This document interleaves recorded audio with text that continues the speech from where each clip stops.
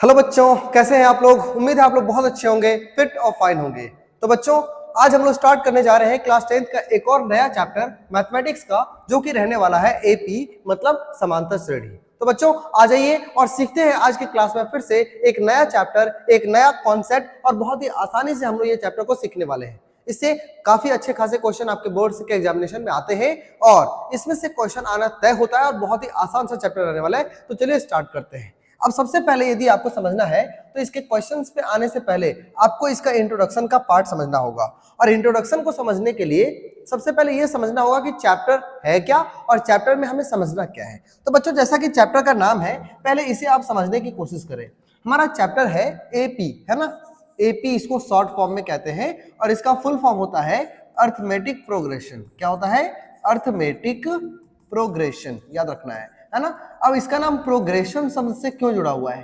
क्योंकि ये लगातार प्रोग्रेस करता रहता है। ये एग्जांपल से आप ज्यादा समझ में आएगा आपको। इसका हिंदी होता है समांतर श्रेणी। क्या होता है? समांतर श्रेणी। एक एग्जांपल लेते हैं, है ना। जैसे कि एक एग्जांपल मान लेते हैं कि आप जो है वो पैसे कमाते हैं और मान लेते हैं कि आप पहले सप्ताह में या पहले महीने में आप 200 रुपया कमाए, दूसरे में आप 400 कमाए, तीसरे में 600, चौथे में 800, और ऐसे करके आपका लगातार बढ़ते जा रहा है आपका सैलरी। ठीक है, तो मान लेते हैं ये पहला कॉन्सेप्ट हुआ। ठीक है, एक एग्जांपल ऐसा हो सकता है, ये पहला एग्जांपल हुआ।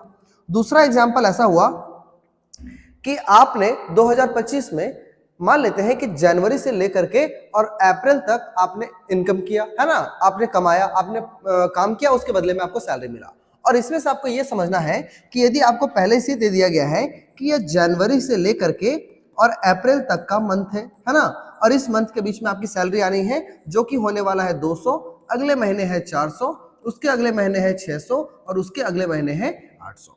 तो बच्चों यहां पर ध्यान रखना है कि यहां पर हमारे सामने दो तरह का एपी बन जाता है। अब पहले यह समझना होगा कि एपी है क्या। देखो, हर साल आप देख रहे होगे, सॉरी हर महीने आप देख रहे होगे, तो ये जो है सो लगातार अमाउंट जो है, एक फिक्स अमाउंट, वो हर बार बढ़ रहा है, प्रोग्रेस कर रहा है। तो इसी को हम लोग कहते हैं एपी। जब दो लगातार पदों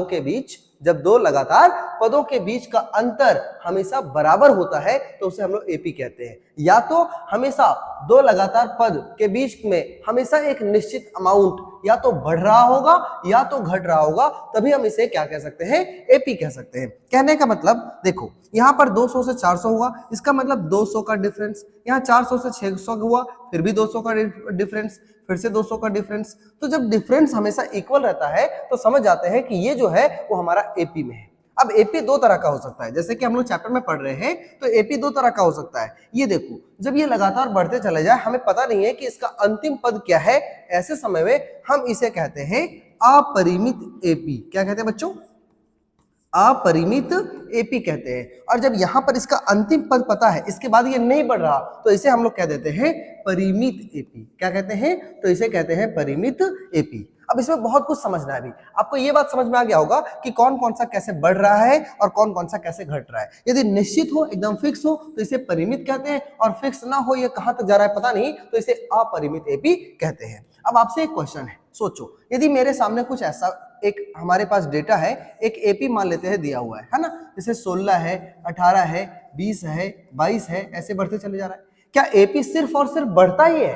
क्या एपी घटता नहीं है? बिल्कुल। तो एपी बच्चों घटते क्रम में भी हो सकता है। मतलब 200 है, फिर आपका मान लेते हैं 150 हो गया, फिर आपका 100 हो गया, फिर 50 हो गया, तो इस तरह से भी हो सकता है। ये भी एपी है नहीं, तो ये बढ़ता हुआ ग्रोइंग एपी है और ये घटता हुआ एपी है। अब एक क्वेश्चन आता है एग्जाम में, एक क्वेश्चन आपसे पूछा जा सकता है कि क्या कोई एपी जो है ये जीरो हो सकता है क्या? सोच के बताओ, क्या कोई एपी जीरो हो सकता है? तो बिल्कुल हो सकता है। एपी का एक और फॉर्म आप पढ़ ले, और एपी का एक फॉर्म ऐसा होता है कि मान लेते हैं 5 5 5 5 ऐसे करके बढ़ रहा है, तो एक्चुअली में ना तो इसमें किसी तरह का ग्रो हो रहा है और ना तो ये जो है सो कहीं पे घट रहा है। तो ऐसी स्थिति में जब वैल्यू बिल्कुल डिफरेंस जीरो हो जाता है, ऐसे समय में हम कहते हैं कि इसका जो एपी है, सॉरी इसका एपी जीरो नहीं हो सकता, है ना। मतलब इसके बीच का जो डिफरेंस होता है बच्चों, मतलब डी जो होता है, डी, वो एक्चुअली में क्या होगा? जीरो होगा। अब ये डी क्या होता है मैं समझाता हूं अभी, तो आपको समझ में आ गया कि एपी क्या हो सकता है। एपी जो होगा वो या तो बढ़ते क्रम में, है ना, ये बढ़ता हुआ हो सकता है,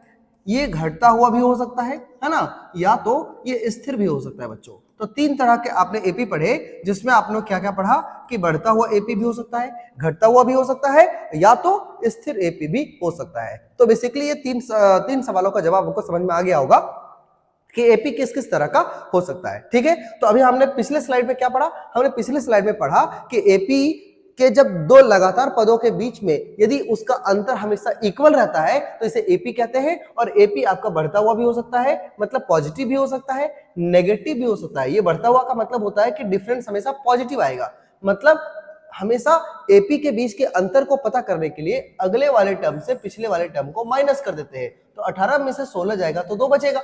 यहां पर देखोगे तो 150 में से 200, इन दोनों को आपस में माइनस करोगे तो आएगा माइनस में 50, है ना। और यहां पे कहीं करोगे तो 0 आएगा। इसका मतलब एपी जो है बच्चों, उसके बीच का जो डिफरेंस है ये पॉजिटिव भी हो सकता है, ये नेगेटिव भी हो सकता है, या तो ये स्थिर हो सकता है, 0 हो सकता है। बात समझ में आ गया? तो एपी का ये इंट्रोडक्शन आपको समझ में आ गया होगा। अब आपको जो मैं समझाने जा रहा हूं ये सबसे इंपॉर्टेंट रहने वाला है, तो इसे ध्यान से देखें। एक एपी का एग्जांपल लेते हैं, है ना। एक एग्जांपल है, मान लीजिए आपके सामने, और ये एग्जांपल है 20, फिर है आपके सामने 40, फिर है 60, फिर है 80, फिर है 100, और ऐसे करके ये बढ़ते चले जा रहा है। तो बच्चों ध्यान देना है इसमें कि हमको समझना क्या है। देखो, जो सबसे पहले बार में लिखा गया है ये, इसे हम लोग कहते हैं प्रथम पद। क्या कहते हैं? प्रथम पद। और प्रथम पद को हमेशा A1 से डिनोट करते हैं। किससे? A1 से। तो यदि इसे A1 से कह रहे हैं तो बताओ अगले वाले को क्या कहेंगे? A2 कहेंगे। इसे क्या कहेंगे? A3 कहेंगे। इसे A4 कहेंगे। इसे क्या कहेंगे? A5। ऐसे बढ़ते बढ़ते ना जाने कहां तक जाएगा। और जो सबसे लास्ट में होगा बच्चों, सबसे लास्ट में जो भी होगा इसे हम लोग अंतिम पद कहते हैं। क्या कहते हैं? अंतिम पद। और अंतिम पद को हम दिखाते हैं AN से। किससे दिखाते हैं? AN से दिखाते हैं, या तो कहीं कहीं पर यही L के फॉर्म में लिखा हुआ रहता है। तो याद रखना है ये सारे पार्ट्स को कि हम किस पद पे। अच्छा एक और बात, हम A2 जो है वो इस वाले पद को नहीं कह रहे, इस पद पे जो नंबर रखा हुआ है हम उसे कह रहे हैं कि इसका नंबर क्या होगा। मतलब ये एक्चुअली में दूसरा पद है, दूसरा पद है। इसका मतलब ये हुआ कि इसे हम 40 कह रहे हैं तो ये दूसरे नंबर पद की जो संख्या है वो दूसरा पद है। उसी तरह से ये अंतिम पद है। एक और बात ध्यान रखना है, यदि ये पहला नंबर का जो पद है इसे हम कह सकते हैं कि ये n की संख्या है। n की संख्या मतलब पहले पोजीशन पे 20 है तो 20 होगा A1, जबकि n होगा 1। बात समझ में आ रहा है? मतलब ये जो सीट की संख्या है इसे n कहते हैं, और इस सीट पे जो बैठा हुआ नंबर है इसे हम लोग A1 कहते हैं। अंडरस्टूड? तो उसी तरह से सोचो, ये जो अंतिम पद होगा ये एक्चुअली में उसे हम लोग n कहेंगे, और इस पर जो वैल्यू होगा बच्चों उसे हम लोग क्या कहेंगे? AN कहेंगे। अब चलिए हम लोग क्वेश्चन ट्राई करते हैं। तो सबसे पहले क्वेश्चन है, एक एपी आपको दे रखा है 3/2, 1/2, -1/2, -3/2। उसके लिए आपको प्रथम पद ज्ञात करना है और इसका सारो अंतर ज्ञात करना है। तो बच्चों ध्यान देना है, प्रथम पद क्या दिया हुआ है, तो एपी का जो सबसे पहला ये जो लिखा हुआ है यही आपका हो जाएगा प्रथम पद। तो आप लिखेंगे, दिया है क्या? A1 का मतलब क्या होता है? प्रथम पद, है ना। ये आपको कितना दिया हुआ है? 3/2। और ऐसे ही A2 क्या दिया हुआ है? A2 दे रखा है 1/2। इसीलिए आपको सार्व अंतर कैसे निकालते हैं? तो सार्व अंतर निकालने का फॉर्मूला होता है D, और D मतलब सार्व अंतर याद रखना है, ठीक है। और इसका फॉर्मूला होता है A2 माइनस A1। मतलब हमारा A2 क्या है? 1/2 है, माइनस A1 हमारा क्या है? ये है 3/2। इसका मतलब एलसीएम लेंगे तो हो जाएगा 1 - 3 दैट इज -2/2, और काट देंगे तो आ जाएगा -1। मतलब क्या समझ में आया? इन दोनों के बीच का जो डिफरेंस है ये -1 का है। तो इस तरीके से बहुत ही आसानी से आपका आंसर आ चुका है, और आप जान चुके हैं कि यहाँ पे प्रथम पद से हमारा यहाँ पे एक आंसर है और एक आंसर हमारा यहाँ से आ चुका है, जो कि आपका पूछ रखा है सार्व अंतर मतलब D याद करें। तो D कैसे ज्ञात करना है? द्वितीय पद से प्रथम पद को यदि हम माइनस कर दे तो इस तरीके से हम निकाल सकते हैं इसका सार्व अंतर। क्लियर हो गया? चलिए ये आपका कंप्लीट हो गया। अब आ जाते हैं next question, question number 2।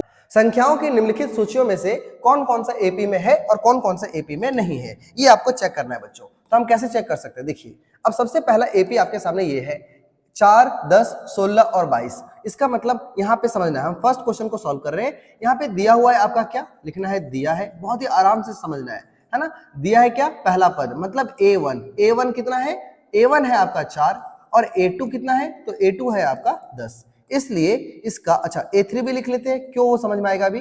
A3 कितना है हमारा? A3 है आपका 16। अब हमेशा याद रखना है, जब भी ये पता करना हो कि कोई भी दिया हुआ एपी वो एक्चुअली में एपी में है या नहीं है, इसको जानने के लिए क्या करेंगे, 2 बार हम कॉमन डिफरेंस मतलब सार्व अंतर निकालने की कोशिश करेंगे। यदि वो आपको पता लग गया तो काम हो जाएगा। तो सबसे पहले आपको निकाल लेना है D1। D1 का मतलब इन दोनों के बीच का डिफरेंस, मतलब A2 माइनस A1, जो कि हो जाएगा 10 माइनस 4, और इसका सार्व अंतर पहला कितना निकल आया, 6 निकल आया। ठीक है बच्चों। और दूसरा क्या कैसे निकालेंगे, तो D2 निकालेंगे। D2 का फॉर्मूला होता है A3 माइनस A2। A3 है हमारा 16 और A2 है हमारा 10, इसका डिफरेंस कितना आएगा, तो ये भी आएगा 6। अब देखो D1 जितना आया उतना ही D2 आया, तो इस समय में हम क्या करेंगे, लिखेंगे चूंकि D1 बराबर हो गया है किसका, D2 का, इसलिए यह AP में है। आपको लिख देना होगा यह AP में है। क्यों, समझ में आ रहा है ये कैसे हुआ, अरे बहुत आसान है। यहाँ देखो इन दोनों के बीच का डिफरेंस कितना था, 6 था, इन दोनों के बीच का भी डिफरेंस कितना आया, 6 था, इसीलिए हम कह सकते हैं कि ये AP में है। बस इतना चेक करना है, D1 D2 निकालो, बराबर है तो कहो कि ये AP में है, नहीं तो नहीं है ना। चलो एक और क्वेश्चन मैं आपको बता देता हूँ, कौन सा बता दूं, चलो ये क्वेश्चन को हम लोग देख लेते हैं, या तो इस क्वेश्चन को आप लोग खुद करें, ये सारा क्वेश्चन को आप खुद भी कर सकते हैं। चलो इसी को चेक करते हैं, है ना। तो इसमें से हमारे सामने क्या क्या है, मान लेते हैं दिया है क्या, दिया है क्या क्या बच्चों, तो दिया है आपके सामने A1 कितना दिया है, -2, A2 कितना दिया है, तो 2 दिया है, और A3 फिर से कितना दे दिया, -2 दे दिया। अब चेक करते हैं दोनों, है ना। तो पहले D1 जब निकालेंगे तो आएगा A2 माइनस A1। अब A2 हमारा है 2 माइनस A1 है -2, तो यहाँ पे ऐसे करके -2 लिख देंगे। तो बच्चों ये आएगा 2 प्लस का 2 मतलब 4 आ गया। तो D1 हमारा कितना आया, 4, मतलब 4 का डिफरेंस आया। अब देख, अब लिखेंगे और फिर से पुनः हम क्या करेंगे, D2 निकालते हैं। D2 का फॉर्मूला होता है A3 माइनस A2। अब A3 हमारा कितना है, A3 आया हमारा -2 माइनस A2 हमारा कितना है, ये सिर्फ 2 है। तो बच्चों इसका डिफरेंस कितना आ गया, -4 आ गया। तो ये है आपका +4, ये है -4, तो D जो है वो अलग अलग आ गया। यहां लिखना होगा चूंकि D1 जो है वो बराबर बिल्कुल नहीं हुआ D2 का, इसलिए यह AP में नहीं है, यह AP में नहीं है। बस ऐसे आपको सॉल्व कर लेने हैं, है ना, कौन सा AP में है और कौन सा AP में नहीं है, बस ये चेक करना है, ये क्वेश्चन आपका कंप्लीट हो जाता है। ठीक है, तो उम्मीद है आपको आज का ये इंट्रोडक्शन क्लास और ये सारी क्लासेस आपको बहुत अच्छे से समझ में आ गया होगा। आज हम लोगों ने क्या क्या सीखा, तो हम लोगों ने प्रथम पद निकालने के लिए सीखा, और हम लोगों ने क्या सीखा, हम लोगों ने सारो अंतर निकालने के लिए सीखा, और हम लोगों ने ये चेक करना सीखा कि कोई भी पद AP में है या नहीं है। ठीक है, इसके साथ में इंट्रोडक्शन, और आपको बहुत अच्छे से समझ में आया होगा कि AP क्या होता है और किस तरह से उसका इंट्रोडक्शन में N क्या होता है, AN क्या होता है। बच्चों आने वाले चैप्टर के साथ में मैं और डीपर अंडरस्टैंडिंग के साथ क्वेश्चंस को मैं आपको बताते हुए चलूंगा। आज का क्लास समझ में आ गया होगा, उम्मीद है आपको बहुत अच्छा लगा होगा। चलिए मिलते हैं नेक्स्ट क्लास में, तब तक के लिए देखते रहिए और जुड़ जाइए गुरुकुल साथी के साथ। Thank you very much.